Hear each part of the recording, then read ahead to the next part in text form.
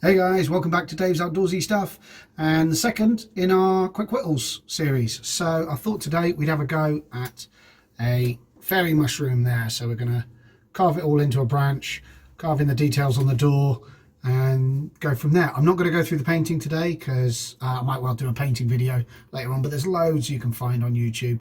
Nice and easy to do. It's basically just some acrylic paints, slightly watered down just to show a little bit of the grain. That's it. It's nice and easy. All I'm going to use is a Flexcut knife, my detail knife, and a small U-shaped gouge, some gloves. I'm going to show you a little trick that I like to use with blowtorch, but you can use a fire, anything like that that gives a quick heat to it, and just a chunk of willow. This willow came off of my tree last week when we had some heavy winds and it bent down a little bit, so I've cut it back. I've given it a week to season because I can't really say season, it's not a full seasoning, but just to take some of the liquid out of it, because willow's notoriously sappy and it can get stuck on your hands, your gloves, your knives, everything you've got there. So if you're using willow, I'd recommend just give it a little bit of time just to dry out ever so slightly, but willow takes weeks and weeks and weeks to fully dry out, so just taking the edge off really. So let's get started. Right then guys, so the first thing we're going to do is take off a chunk of bark as long as you want your mushroom to be. So I'm going to go for about this long now. Doesn't matter if you're going to go longer or shorter, just choose a length to start with. And this is a bit of a whittle, so it will just evolve as you go. Okay, as I said there, clean off your knife because it can get a bit gunky still. You can already see some of the gunk on my knife there, but it does wash off. It doesn't really make much of a difference to the knife, it's just a bit of a pest. Right, so we're first going to mark on where we want the edge of the cap for the mushroom. So I think I'm going to go for about there and mark it round. You might not be able to see the pencil too well on the video there, but I can see it. You can always do it in pen if you need it something a little bit darker, but I prefer to use pencil just because you don't really see it too much. Can you see there on that? Just a little line round about there. And all we're going to do along that line now, we're not going to do the top part to start with. We are just going to do a stop cut leading up to that, and we're going to keep going around that circle until we get a particularly nice deep edge there. So I'm going down and leading into it there. So along the line, sweeping in.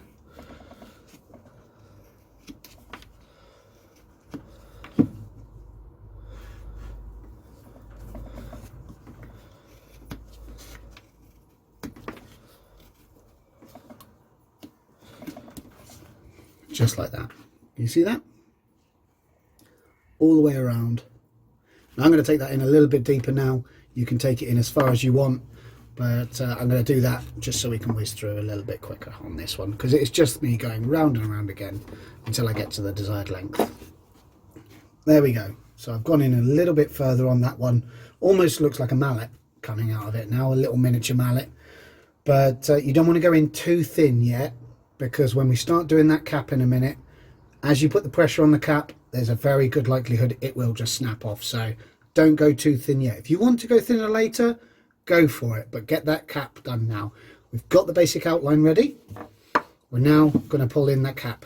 So we're just pulling into the middle all the way along there, and you can easily see the middle, the pith in there. So you're aiming towards that pith in the middle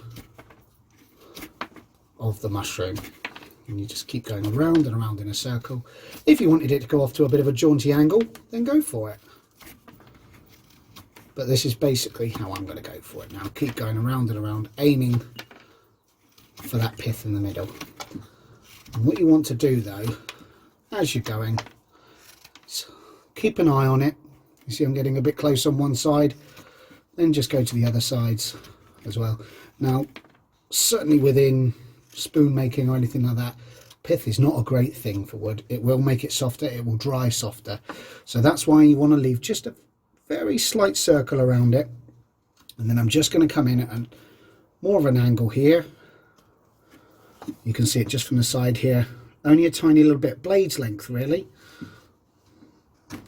and I'm just rounding that tip off there, and all that will do is it won't make it too much of a tiny point so you risk it breaking, but it will round it off, making it look just like a mushroom there.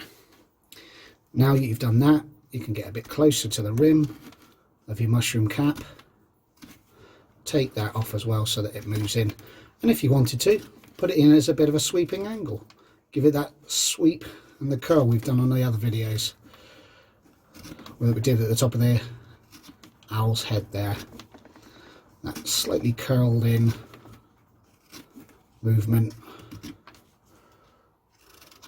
you go from there.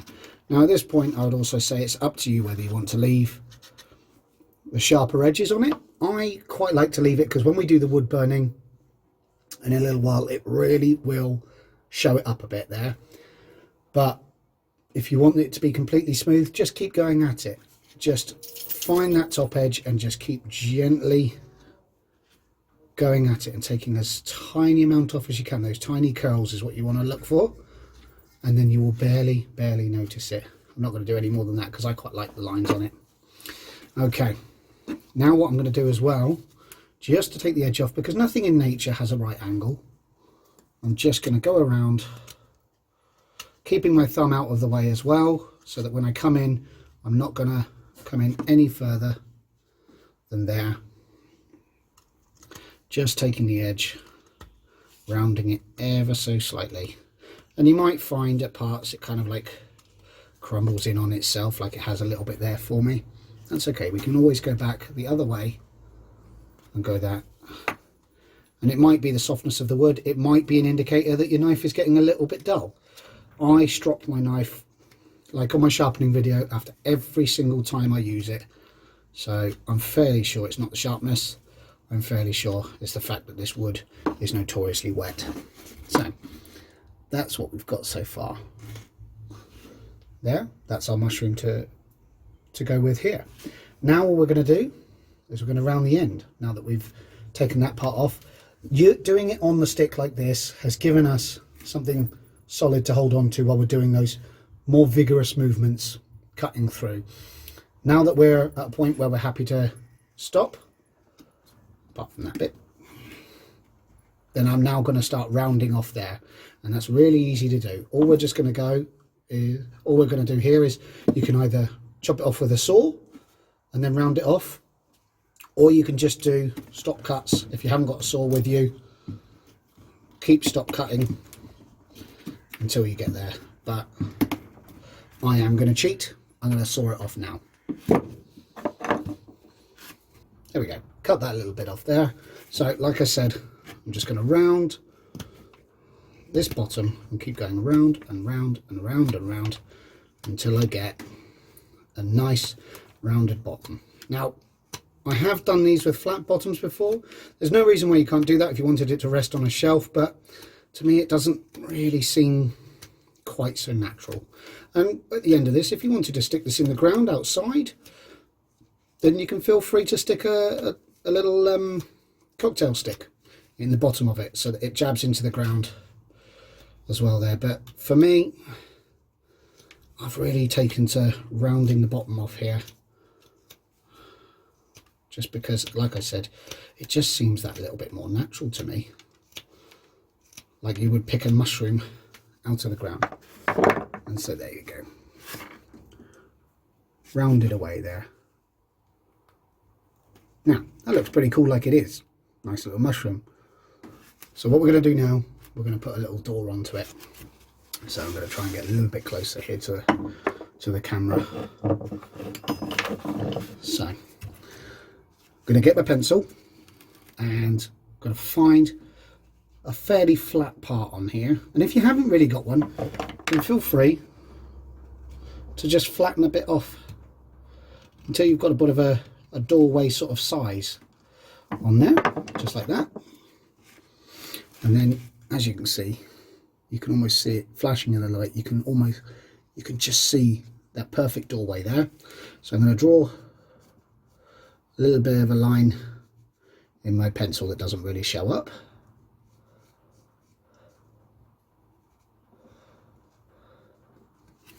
There, like that, on there. And now, using my knife, I'm getting in nice and close, resting my thumb on it here. I'm just going to pull a line down on one side of the door, and I'm cutting into it from the middle of the door down. And that little V cut there, don't know if you can see it in the camera very well, it's blurring me up a little bit, but that little V cut there is going to be the start of the door. And when you want that door recessed in there, I'm going to do the same on the other side, and I'm going to turn it around this side because I'm right-handed, and it just seems to feel better that way for me.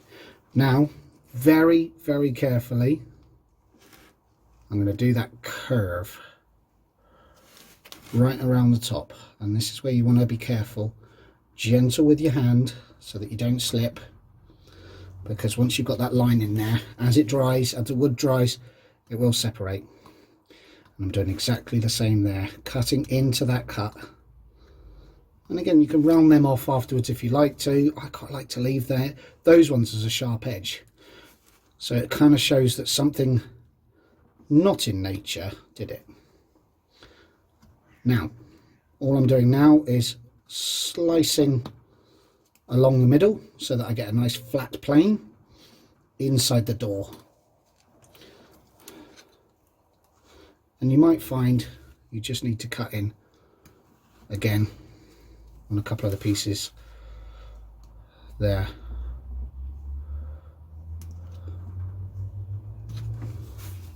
There. I'm going to come in a little bit more there, and it's just a matter of neatening it up now. So you just want it to really match those lines, rub those pencil lines you might have made out, and then getting it as deep as you want that door to be. Now, I think I'm going to leave it there for now on that part there. Now what I'm going to do is cut the lines in. So you can use a pencil with this, or you can just run by eye. I'm going to run by eye here now, and I'm just going to run one cut straight into it, and then the very slightest V cut with it. So I'm going in on one side, and I'm going to turn it around, and I'm going to take, I mean, you can barely see anything coming out of this now, but the tiniest little shred out from the other side. And then you can see that little line in there has just made a bit of a groove, giving it a slightly wood effect. And we're going to do that a few more times across the front there. One, a little bit more on the other side. Don't force anything out, especially with willow, because it will just fray. You'll end up with a load of the fuzzies. If something won't pull out, go to the top, give it a nick, and that part there, and there you go, it just falls right out. There we go. So there we are. We've got the door, we've got the mushroom shape. Now I'm going to put a little window into it.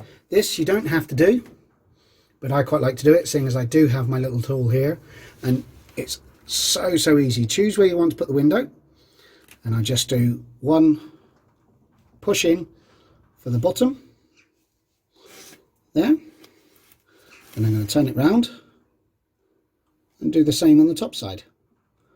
Just push it in ever so gently, and then as you lift it, just give it the slightest little tug forward, and the middle should just pop out. Should.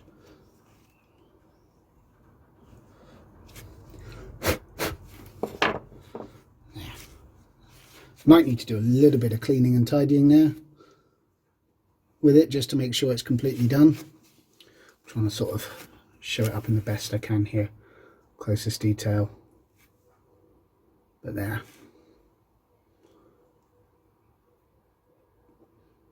That's the doorway there.